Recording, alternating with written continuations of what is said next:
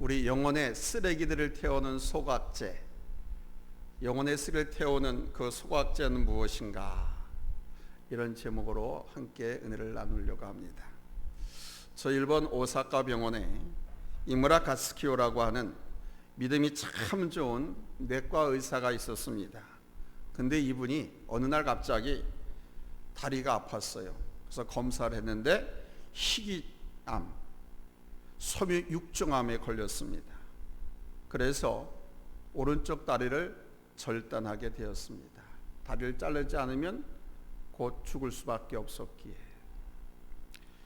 한쪽 다리를 절단하고 섬유육종암에 걸린 환자였지만 그는 의사였기 때문에 의사의 사명을 다하기 위해서 아주 초인적인 인내로 자신의 일을 묵묵히 해나갔습니다. 그런데 이분의 그 암이 폐를 이번에는 찔렀습니다. 폐암으로 전이됐어. 죽음을 눈앞에 두게 되었습니다. 그는 그때부터 글을 쓰기 시작했습니다. 종이학이라고 하는 책을 썼습니다. 31살의 젊은 의사가 종이학이라는 저 책 한 권을 남기고 이 세상을 마감했습니다. 그 후 이 책은 베스트셀러가 되었습니다. 여러분들 가운데서도 읽어보신 분이 계실 거예요.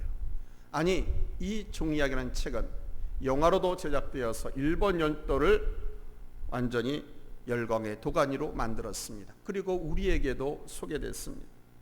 여러분 보셨습니까? 베스트셀러가 되고 영화로 제작된 이 종이학이라고 하는 이 책에 이런 제목의 글이 하나 있습니다. Precious things are invisible to the eye. 소중한 것은 눈에 보이지 않는다. 이렇게 아름답고 귀한 것에 사람들은 왜 감사할 줄 모를까? 아버지가 계시고 어머니가 계시고 형제가 있고 친구들이 있다는 것이, 손이 둘이고 발이 둘이고 이 손을 뻗어서 무엇인가를 잡을 수가 있고 두 다리가 멀쩡해서 가고 싶은 곳 마음대로 갈 수 있다고 하는 것, 소리가 들린다고 하는 것, 목소리를 낼 수 있다고 하는 것, 이것보다 더 멋지고 감사한 일이 뭐가 있을까? 그런데 이 아름답고 귀한 것에 아무도 감사할 줄 모르고 그것이 당연한 것이라고 말을 한다. 하루 세끼 밥 먹고 밤이 오면 잠자고 다음날 아침을 맞는다고 하는 것, 웃고 울고 노래하고 소리치고 뛰어다닌다는 것, 산을 오르고 바닷가를 거닌다는 것, 온갖 자연의 멋지고 아름다운 곳에 아무도 감사할 줄 모르고 산다는 것, 이거 너무도 희한한 일이 아닌가? 그 모든 것이 얼마나 눈물나게 소중한 것인지, 그 모든 것이 얼마나 감사한 것인지 아무도 모른다. 그걸 아는 사람은 마침내 그 모든 것을 잃어버려본 사람만 알 수 있다. 소중한 것은 눈에 보이지 않는다라고 하는 대목의 수필에 나와 있는 글입니다. 그의 고백대로 우리가 감사할 것이 얼마나 많은지 모릅니다. 그런데 우리는 감사보다 걱정과 근심, 분노와 좌절, 한숨, 원망과 불평으로 가득 차 있지 않습니까? 뜻밖에도 전 인류의 99%가 근심과 걱정, 분노와 좌절, 한술과 절망 가운데 잠든다고 합니다. 사실 저 이 말을 들었을 때 깜짝 놀랐습니다. 정말 그럴까? 나도 그럴까? 근데 알게 모르게 그렇게 젖어 있습니다. 여러분 중 I never get stressed, 난 절대로 스트레스를 안 받아 라는 분 있습니까? 난 스트레스라 그런 거 몰라. 여러분, 스트레스 받지 않는 사람 없습니다. 모든 사람들이 스트레스를 받습니다. 많이 받고 적게 받고의 차이지, 살아있는 사람은 스트레스를 다 받고 살게 되어 있어요. 근데 스스로 착각합니다. 나만 엄청난 스트레스를 받아가지고 죽겠다고, 힘들다고. 스트레스 없는 사람, 공동묘지나 영안실 가면 죽어있는 사람은 스트레스 없습니다. 우리가 걱정, 근심, 염려, 분노, 한숨 등 이런 의식으로 잠들지 않는 것 같지만은 사실은 무의식 중에 이런 것으로 스트레스를 받고 이것을 안고 잠을 청한다는 것입니다. 우리의 삶이 그렇다는 것이죠. 그래서 가만히 생각해 보면 우린 참으로 불쌍한 사람들입니다. 예수님께서 당신의 말씀을 듣고자, 당신의 행하신 기사와 표적을 보고자 많은 사람들이 몰려들었습니다. 그 몰려든 군중들을 보시고 예수님은 저들을 애통하게 여기셨습니다. 왜 예수님께서 그들을 애통하게 불쌍히 여기셨는지 저는 알 것 같습니다. 단지 저들이 먹을 것이 없어가지고 입을 거 누릴 것이 없어서 우리 예수님께서 불쌍히 여긴 것이냐? 그렇지 않습니다. 저들이 가지고 있는 죄와 저들이 지고 가는 무거운 짐들, 그리고 정말 슬픈 마음, 비통한 마음, 아픈 마음, 근심과 염려, 분노와 시기심 등 이것을 보시고 불쌍히 여기신 겁니다. 인생이 저런 것만은 아닌데 왜 저렇게 살아갈까? 알지 못해 깨닫지 못해서 저럴까? 그래서 불쌍히 안타깝게 여기셨어요. 또한 불쌍한 그들 이끌어줄 목자가 없는 것을 보고서 궁휼한 마음을 가지셨습니다. 우리가 이런 것으로부터 이기고 자유할 수 있는 길은 여러분 감사하는 길밖에 없습니다. 아멘. 감사하면요 우리 몸이 반응을 일으키기 시작해요. 감사하면 웃으면 여러분 마음이 기뻐요, 즐거워요, 아니면 어두워져요? 기쁘고 즐거워지죠. 웃으면 기쁘고 즐거워지면 우리 몸에서요 도파민이라는 것이 형성되고요 행복한 바이러스 에너지가 막 발생되어지면서 우리 몸에 온갖 나쁜 질병을 일으키는 바이러스 세균들을 죽여먹는 거예요. 이 감사하면 우리의 영혼, 우리의 삶, 이 모든 것이 행복하게 좋은 조건으로 바꿔지는 겁니다. 그래서 행복 바이러스는 감사예요. 아멘. 내가 건강하고 축복받고 행복하게 사는 백신은 감사예요. 할렐루야. 감사하면서 살아요. 이 감사가 바로 우리 영혼에 가득 차 있는 쓰레기들을 태워버릴 수 있는 영혼의 소각제인 겁니다. 여러분이 잘 아는 소설가 김홍신 씨가 쓴 글을 여러분도 보셨겠지요. 김홍신 씨 아시죠? 한때 우리나라 국회의원도 지낸 분입니다. 이분이 한 번은 아주 속상한 일이 있어가지고 도저히 잠이 오자 새벽까지 잠을 이루지 못하고 괴로워했다고 합니다. 애써 잊어버리고 술도 마셨고 수면제도 먹었는데 원망이 가시질 않더라는 거예요. 그 순간 그는 생각했다고 합니다. 나를 이렇게 힘들게 만든 그 사람, 무엇을 말을 하고 그 사람은 지금 쿨쿨 잠을 자고 있지 않을까? 이 생각을 하니까 더 화가 나고 자신만 손해보고 있다, 이런 생각에 더 분통이 터지더랍니다. 그러다가 문득 속상해서 마신 술은 자기 간을 괴롭힐 것이고 잠들기에 삼킨 수면제는 자기 몸 어딘가를 갉아먹을 것이고 밤새 미워하고 원망한 그의 영혼은 상처투성이가 되었을 것이다, 이런 생각이 들었답니다. 그리고 자신이 밤새 자기 영혼에 온갖 쓰레기를 그렇게 퍼담았으니 자신에게서 악취가 진동할 테고 마음마저 병든 것 같은 생각이 들더랍니다. 근데 그 순간 그는 자기에게 훌륭한 말씀을 해줬던 한 스승님, 선생님이 떠올랐다고 합니다. 그 선생의 말을 기억하면서 그 고통을 이겨냈다고 합니다. 근데 그 이야기가 재미있습니다. 무슨 얘기냐면 선생님이 묻더래요. 꽃다발을 주었을 때 그 꽃다발을 받으면 그 꽃다발이 누구 것이 되지? 제가 꽃다발을 권사님한테 드렸어요. 신고사님한테. 그러면은 그 꽃다발 누굴 거예요? 신문진 거죠. 그렇죠? 예. 근데 그 꽃다발을 내가 안 받으면 누구 거예요? 그건 제 거죠. 그렇죠? 주는 사람, 받는 사람이 안 받으면 소용이 없어요. 이 선생님이 웃으면서 또다시 질문하더랍니다. 여기 쓰레기 봉지 한 봉지가 있다. 이 쓰레기 봉투를 내가 이번에는 김정희 집사한테 줄게. 줬어. 이거 받으면 이게 누구 게 돼? 김정희 게 되죠. 안 받으면 누구 게 돼? 내 거가 되죠. 주는 사람 것이 되죠. 깨달았다는 겁니다. 쓰레기 같은 말들, 쓰레기 같은 놈들이 한 이야기, 그것 때문에 왜 내가 나를 괴롭혀요? 그 쓰레기 같은 말, 쓰레기 같은 놈들이 내게 온갖 쓰레기를 다 던지고 오물을 던지고 갔는데 그걸 내가, 그러니까 스승이 하는 말이 그거 안 받으면 되지 않느냐 이거지. 그런데 우리는 그 쓰레기를 내가 받고 남의 잘못으로 나의 자신을 벌하며 그렇게 괴로워하고 힘들어요. 그 벌이 근심과 걱정 또는 절망, 분노 등으로 때로 나타나기도 합니다. 세상에는요, 나한테 기쁨과 희망, 즐거움, 행복이라는 꽃다발을 안겨주는 사람은 극히 드뭅니다. 대부분의 사람들이 내 마음에다가 온갖 쓰레기를 다 던져버리고 갑니다. 근데 여러분, 이 내 마음의 이 아름다운 정원을 그들이 던지고 간 쓰레기로 왜 채웁니까? 뭐하러? 안 받으면 내 것이 안 되잖아요. 받으니까 내 마음이 쓰레기장이에요. 쓰레기통이 되는 거예요. 영혼도 좀 먹고 모든 것이 너무너무 더럽고 시끄럽고. 제가 잘 아는 시인 목사님 한 분이 이 글을 보고 이렇게 글을 써붙였습니다. 감사는 영혼의 쓰레기들을 태워버리는 소각제입니다.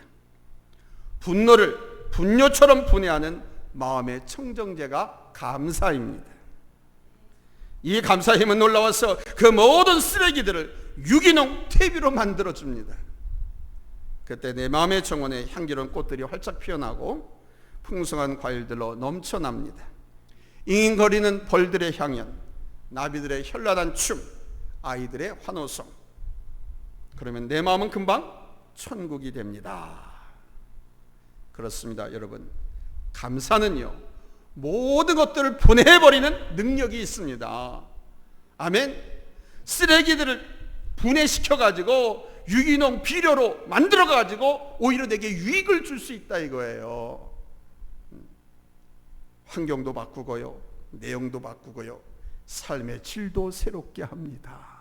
뭐가요? 감사가. 할렐루야. 따라서 우리는 이 감사의 힘을 배워야 할 줄로 믿습니다.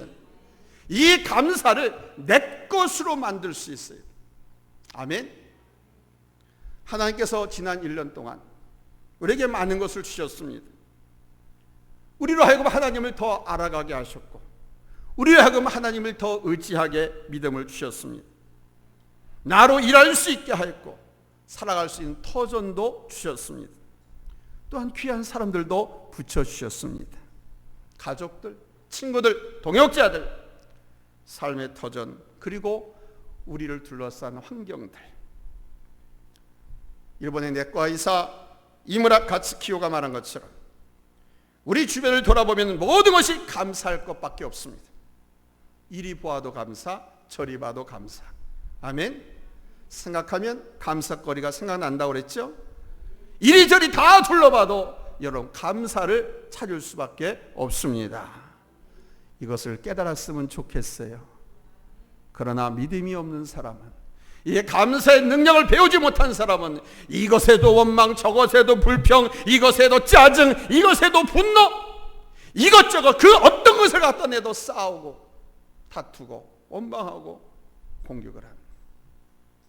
여러분, 감사의 능력을 가지시기 바랍니다. 첫 번째 되십니다. 삶 속에서 이 감사가 여러분 생활 습관이 되도록 하십시오. 이 의식 깊은 곳에서부터 항상 이 감사가 흘러나오도록. 아멘. 감사가 흘러나오도록 하는 방법 중에 가장 쉬운 방법이 찬양을 많이 하시는 거예요. 찬양을 많이 하면 그 찬양의 곡조와 음률이 내 뇌를 강타합니다. 내 영혼을 보듬습니다. 그래서 내 생각이 바뀌어요. 찬양의 곡조와 그 가사 내용 때문에 생각이 바뀌니까 말이 바뀌고, 말이 바뀌니까 행동이 바뀌고, 행동이 바뀌니까 그게 습관이 되는 거예요. 감사하는 생활 습관.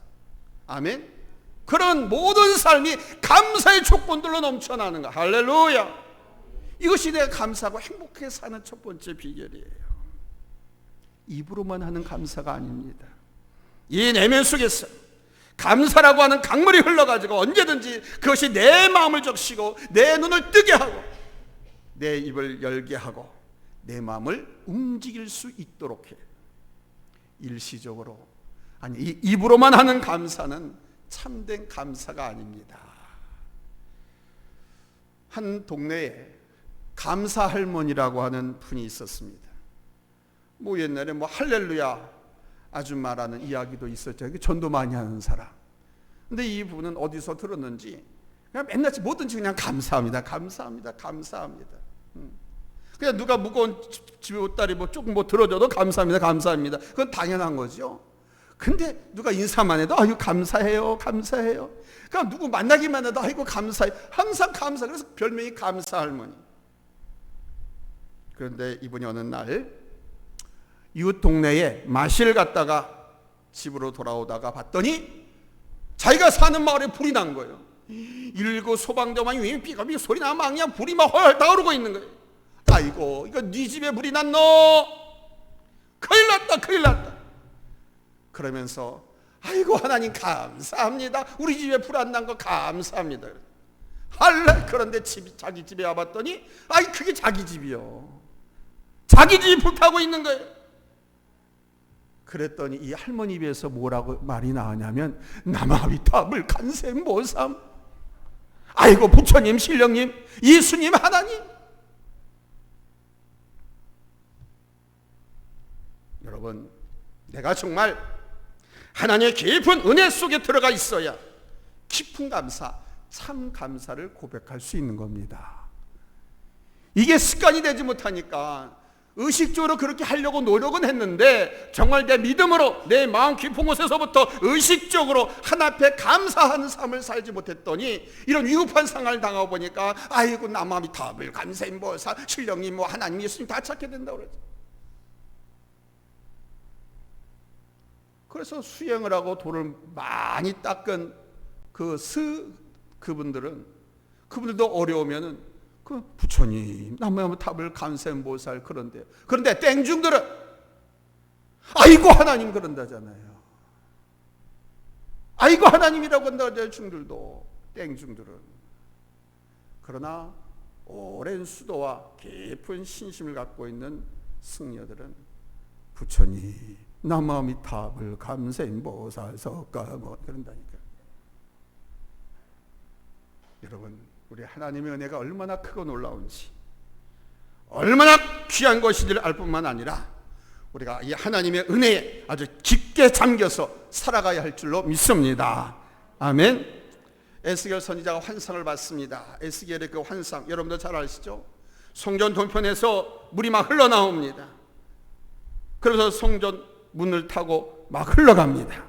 흘러갔는데 어디까지 흘러가냐? 성도들의 가정까지, 성도들의 사업장까지 막 흘러가는 거예요. 이 환상입니다. 성전 두 편 나온 인물이 500m 단위, 한 척이 500m야. 한 척을 딱 재보니까 이 발목까지 물이 찼어요. 또 500m 더 가서 재보니까 이번에는 무릎까지 찼어요. 또 500m 1,000척을 재니까 허리까지 찼고, 또 500m 1,000척을 재니까 가슴까지 찬 거예요. 이제는 수용을 해야만 갈 수 있는. 처음에는 발목, 그 다음에 무릎, 허리, 그리고 온몸이 잠길 정도로. 이 물은 뭘 상징하느냐? 생명수를 상징합니다.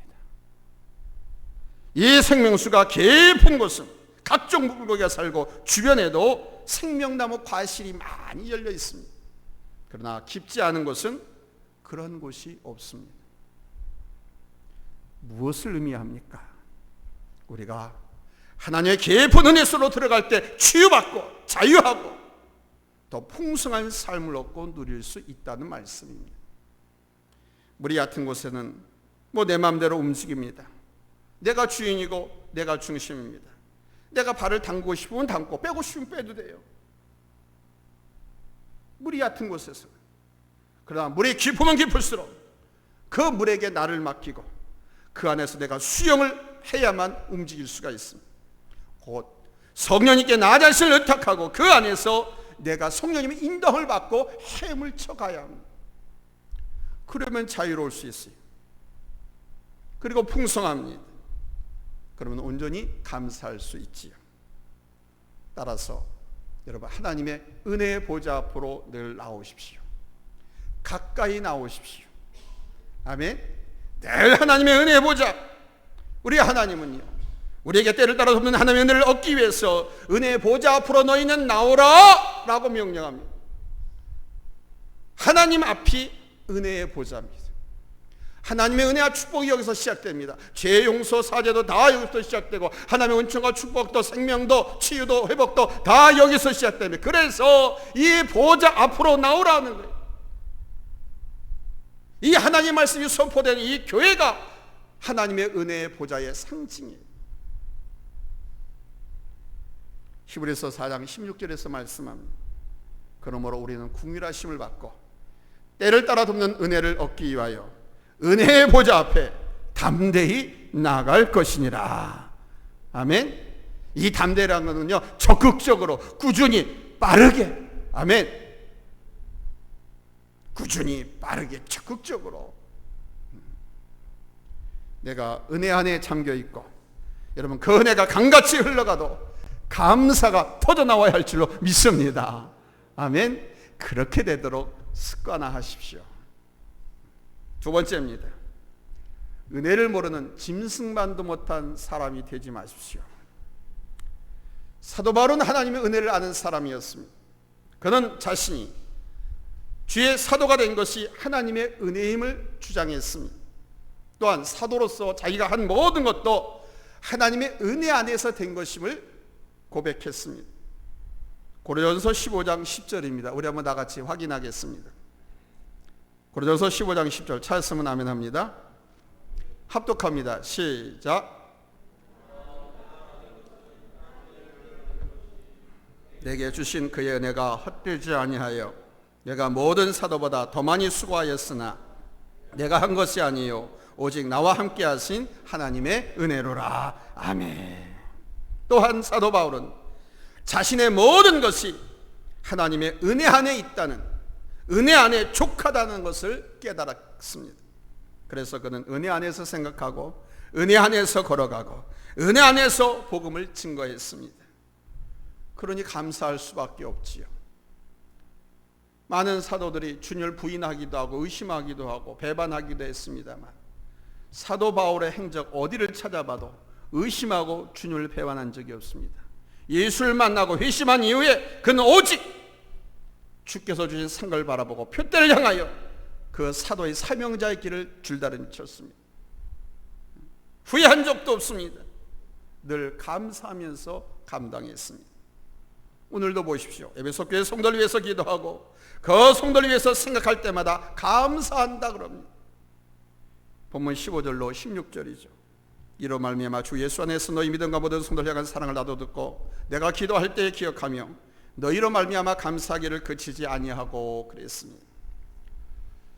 사도 바울이 쓴 서신 중 디모데서가 있습니다. 이 목회 서신이라고 하는데, 이 디모데 전후서를 보면은 이 디모데 교회 안에도 많은 어려움이 있었습니다.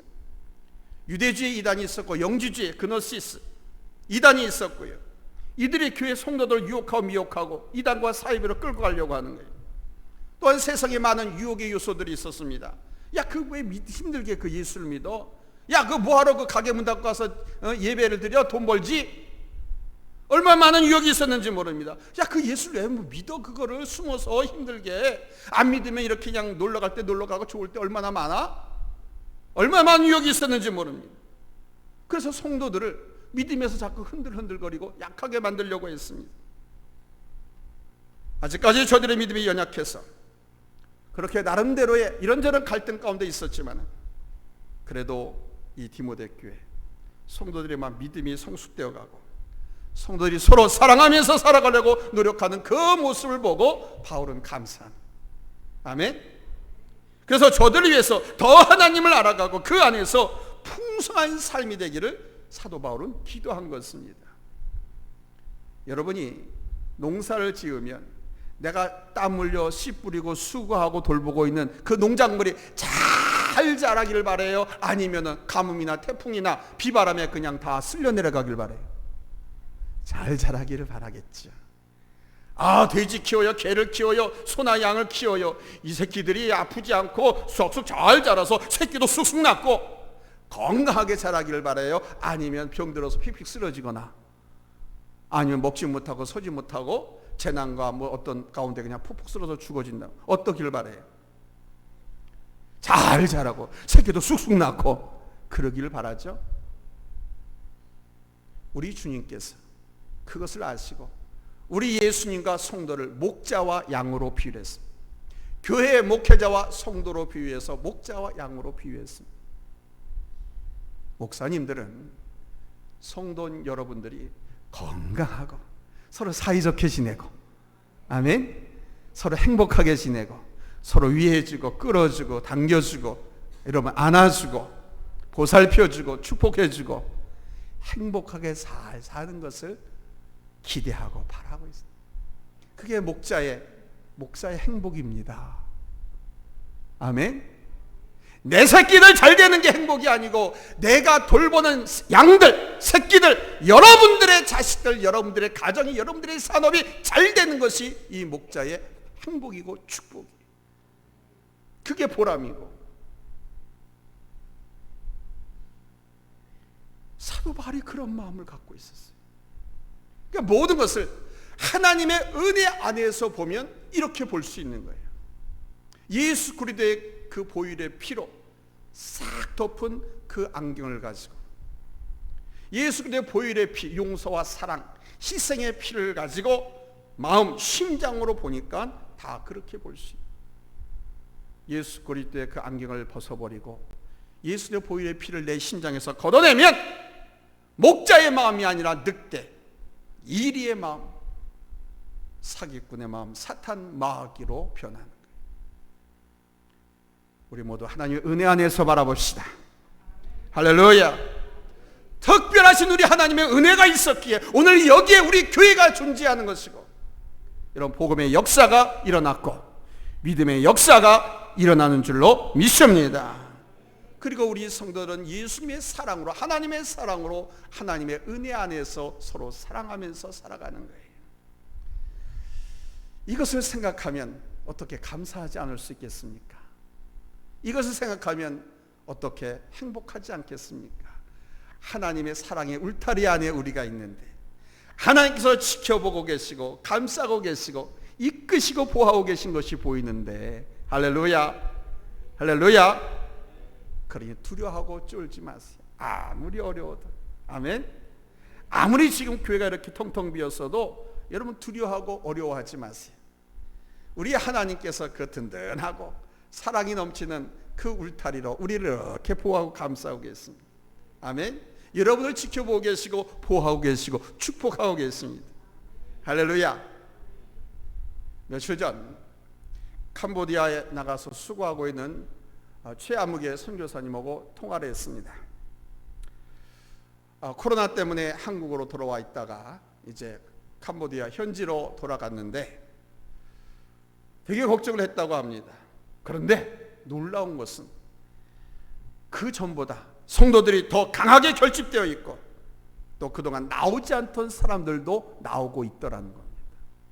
목자가 없는데, 목자가 없으니까 제가 말씀드린 우두머리 양들이 있다고 그랬잖아요. 장로님들, 권사님들, 여러분 기간에 장들이 우두머리 양들이라고 그랬잖아요.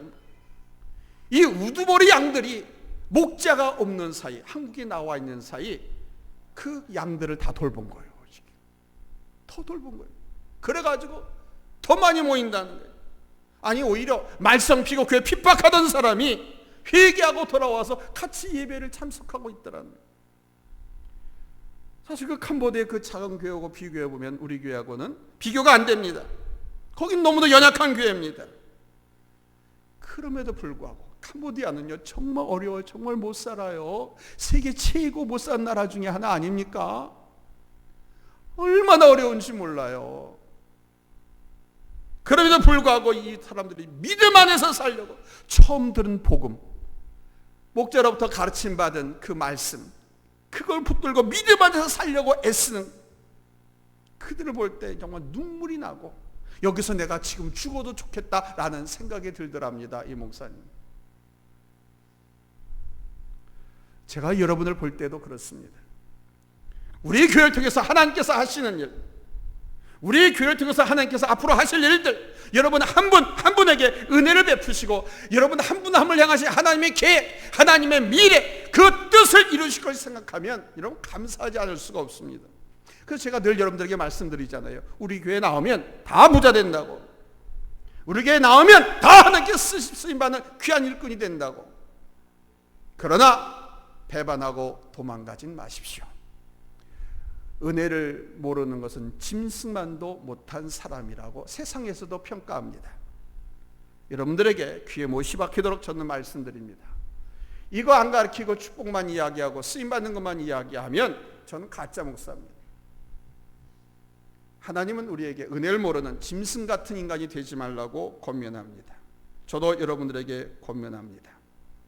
하나님의 은혜가 우리를 둘러 진치고 있고요, 무엇이든지 우리가 구하면 다 주시겠다고 약속하고 계시고 우리에게 비전과 꿈을 주셨습니다. 여러분 각자의 가정에게, 자식에게, 여러분의 사업장에 비전과 꿈을 주셨습니다. 그 비전, 그 꿈 다 이루실 겁니다. 아멘. 하나님의 은혜 안에서. 그러므로 여러분 하나님의 은혜 안에서 벗어나지 마십시오. 하나님의 은혜 안에서 벗어나는 것은요, 마치 에덴 동산에서 벗어난 아담과 하와 같은 것입니다. 에덴 동산에 벗어나면요, 스스로 땅을 파야 하고 대적들과 사람들과 땅과 싸워야 합니다. 갈등과 피곤함 속에서 살아야만 합니다. 은혜 안에서 벗어나면. 그러나 하나님의 은혜 안에서 살아간다라고 하는 것은 에덴 동산에서 사는 것과 같습니다. 이것은 여러분의 선택에 달려 있습니다. 아담과 하가 선악을 알게 한 나무의 열매를 먹지 않는 것과 따먹는 것의 선택에 따라서 그들의 삶이 달라졌듯이 내가 하나님의 은혜 안에 살아가느냐, 그것을 놓치느냐, 내가 하나님의 약속과 비전을 쫓아 살아가느냐, 그것을 놓치느냐, 이것은 여러분의 선택입니다. 내가 하나님의 은혜 안에서 살아갈 때 내 삶은 달라질 줄로 믿습니다. 왜냐하면 감사의 삶을 살게 되니까. 감사는 내 영혼의 모든 쓰레를 태우는 소각제고, 감사는 삶을, 환경을, 나쁘고 악한 것들을 다 바꿔주는 하나님의 능력이. 아멘. 하나님의 능력을 우리 인간에게 주신 가장 작은 것의 하나가 이 감사의 능력. 근데 이 작은 것이 어마어마한 원자폭탄보다 더 큰 힘. 이런 글이 있습니다. 어려움이 닥치면 삼류 인생은 하늘을 원망하고 운명을 탓하고, 이류 인생은 누군가와 무엇인가의 핑계를 둘러댄다. 그러나 일류 인생은 오히려 그 일에 대해 감사한다. 여러분, 예수 믿는 사람들은 인류 인생입니다. 하나님의 자녀예요. 아멘. 사탄, 마귀, 귀신도 시기하고 질투가 나서 어떻게든 자기 자식 만들려고 유혹하고 막 그러거든요. 하나님의 자녀게 되면 어마어마한 권세와 능력과 축복을 누리게 됩니다. 저 천국에서 부족한 것 담이 없는 저 천국에서 영생합니다. 하나님의 자녀가 된다고 하는 것은, 그리고 이 땅에서 무엇이든지 믿음 안에서 예수 그리스도의 이름으로 기도하고 구하면 다 이루어주신다고 말씀했습니다. 그러니 세상에 믿음 없는 사람들이나 사탄, 마귀, 귀신이 얼마나 시기하고 질투하고 유혹하겠어요. 그러나 우리 예수 믿는 사람들, 하나님의 자녀들은 인류 인생입니다. 잊지 마십시오. 삼류 인생, 이류 인생은 원망하고 불평하고 포기하고 절망하고 싸우고 자기 탓하고 남의 탓하고 운명 탓하고. 그러나 우리는 감사합니다. 아멘. 감사하면 원망과 불평도 한 방에 날려버리는 것이고, 감사하면 실패와 좌절과 병든도 한 방에 해결할 수 있는. 할렐루야. 잊지 마십시오. 이것이 과거의 인간을 판단하고 평가하는 기준이었다고 하면 지금은 개념이 바뀌었습니다. 어떻게 바뀌었느냐? 이 감사가 있고 없음이 인류 인생과 삼류 인생을 판가름하는 기준입니다. 그 사람하고 대면해서 말을 들어보고서 오케이 아니면 아웃. 직원을 채용하고 고용할 때도 그렇습니다. 대면해서 면접을 하는 이유가 바로 거기에 있는 거예요. 여러분 감사하며 삽시다. 감사하며 삽시다. 우리가 1년 인생을 사느냐 3년 인생을 사느냐, 이것은 세상적인 조건이 아닙니다. 고급차에다가 3, 40평 아파트에다가 빛과 번쩍하는 온갖 액세서리 장신구들을 갖고 사는 것이 1년 인생이 아닙니다. 감사가 있느냐 없느냐. 비록 작은 단칸방에 허리 숙이고 들어오고 나가야 하는 아주 작은 집에 산다 할지라도 그의 입에서 늘 감사가 떠나지 아니하면, 그의 삶 속에서 감사가 떠나지 아니하면 그는 곧바로 얼마 가지 않아서 인류 인생으로 바꿔질 줄로 믿습니다. 아멘. 더군다나 우리 하나님 앞에서는 감사가 있느냐 이 감사를 잃어버렸느냐의 차이입니다. 여러분의 감사가 능력이 되고, 여러분의 감사가 기쁨이 되고, 여러분의 감사가 삶의 깊이와 높이, 길이와 넓이가 되기를 예수님의 이름으로 축원합니다. 할렐루야. 기도합니다.